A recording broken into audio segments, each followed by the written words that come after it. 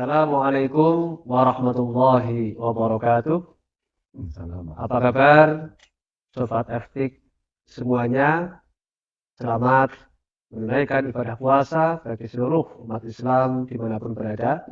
Alhamdulillah kita ketemu lagi dengan program Eftik Progresif.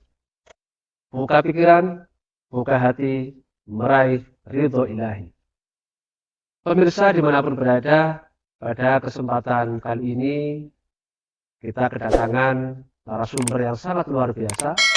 Beliau adalah Wakil Direktur Pascasarjana UIN, Profesor Kiai Saifuddin Zuhri, yang saat ini sudah ada di samping saya, Bapak Dr. Attabik MAG. Assalamualaikum, Pak Kiai. Bagaimana kabar hari ini? Sehat, alhamdulillah. Alhamdulillah, masih puasa. Baik, Pak Kiai, hari ini kita akan berbincang-bincang santai saja seputar puasa dalam perspektif tasawuf. Karena sebagaimana kita ketahui bahwa puasa ini tentu tidak hanya sebatas kita menahan lapar dan dahaga, tapi tentu ada aspek-aspek lain yang di dalamnya adalah berkaitan dengan tasawuf.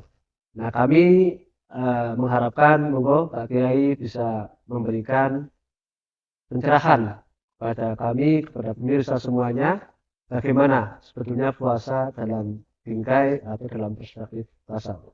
Monggo. Terima kasih. Assalamualaikum warahmatullahi wabarakatuh. Waalaikumsalam.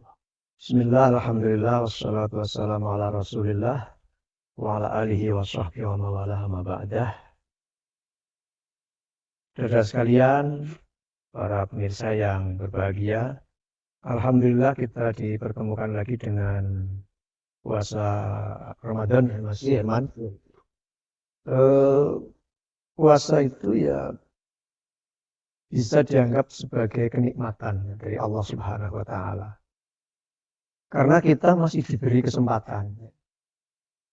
Jadi kata diberi oleh yang saya maksud itu adalah bahwa kalau kita membaca surat Al-Baqarah, di sana disebutkan walladzi khalaqalakum ma fil ardi jami'a. Dialah Allah yang telah menciptakan segala sesuatu itu untuk kalian itu manusia, nah, termasuk untuk kita. Berarti termasuk kesempatan ini diberikan kepada kita, ini satu hal yang luar biasa, karena tidak semua hamba Allah itu diberikan kesempatan ini. Jadi saya ada saudara yang sehari sebelum Ramadan dipanggil oleh Allah, bahkan ada yang beberapa menit sebelum sahur yang pertama dipanggil oleh Allah Subhanahu wa Ta'ala. Jadi bagi kita, menurut saya, puasa ini harus dimaknai sebagai sebuah kenikmatan yang diberikan oleh Allah Subhanahu wa Ta'ala untuk kita nikmati, memang gitu. Kira itu, Mas Herman. Ya. Baik, begini. Barangkali terkait dengan puasa sebagai kenikmatan, ini banyak yang belum orang sadari nih Pak Kiai.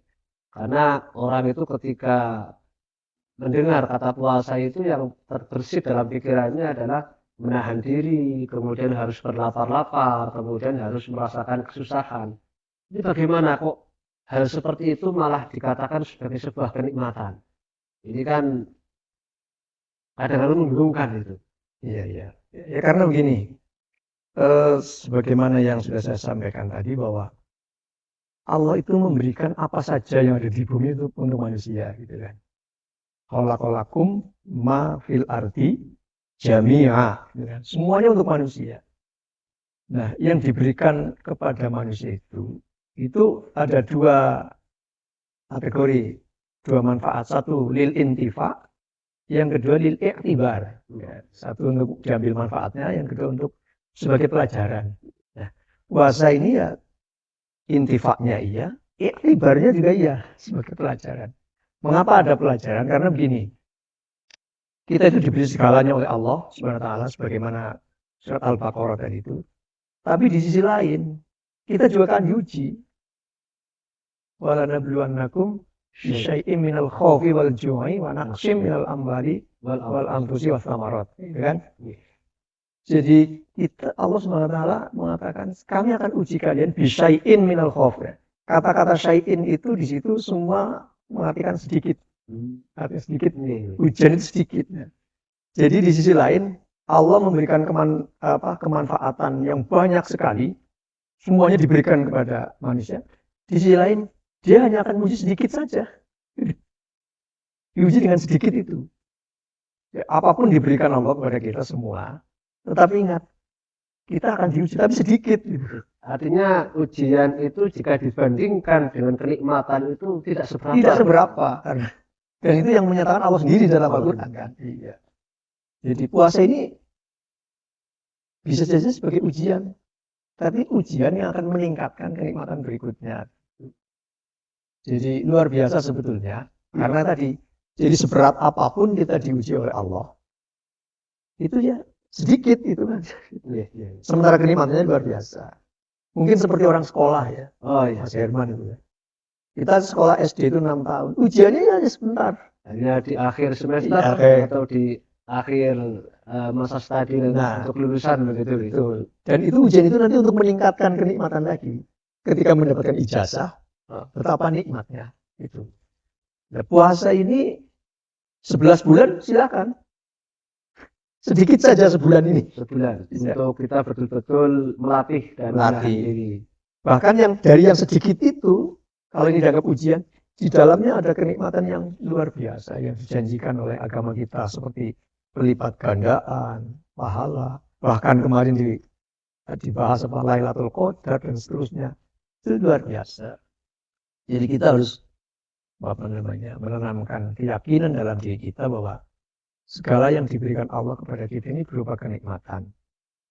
Tapi kita akan diuji dengan yang sedikit untuk meningkatkan kenikmatan berikutnya. Gitu. Sebagaimana orang sekolah, Mas Herman juga kuliah, ketika mendapatkan ijazah setelah ujian itu betapa nikmatnya. Gitu.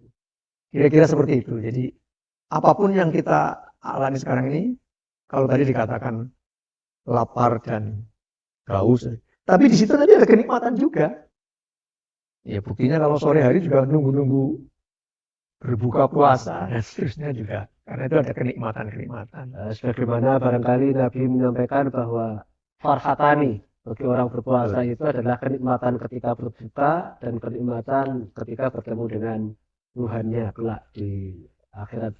Ya begitu kira-kira Mas Herman. Baik, pemirsa dimanapun berada, luar biasa sekali bahwa value atau nilai yang kita peroleh dari ibadah puasa dalam sudut pandang tasawuf ini, di mana puasa sebagaimana tadi disampaikan oleh beliau Bapak Dr. Atabik MAG, di dalamnya terkandung sebuah intifak, yaitu kemanfaatan maupun iktibar, yaitu pelajaran yang bisa kita ambil, dan jika itu dipandang sebagai sebuah ujian adalah untuk meningkatkan derajat manusia dan kelak setelah diuji akan mendapatkan kenikmatan yang lebih besar lagi. Pemirsa dimanapun berada, kiranya demikian FTIK Progresif pada kesempatan kali ini. Mudah-mudahan apa yang tadi sudah kita simak bersama bisa memberikan kemanfaatan untuk kita semua, dan sampai jumpa lagi dalam program FTIK Progresif di episode selanjutnya. Demikian yang bisa kami sampaikan. Barangkali ada penutup, Pak Kiai? Cukup saya kira ya. Cukup. Baik, saya kira cukup demikian.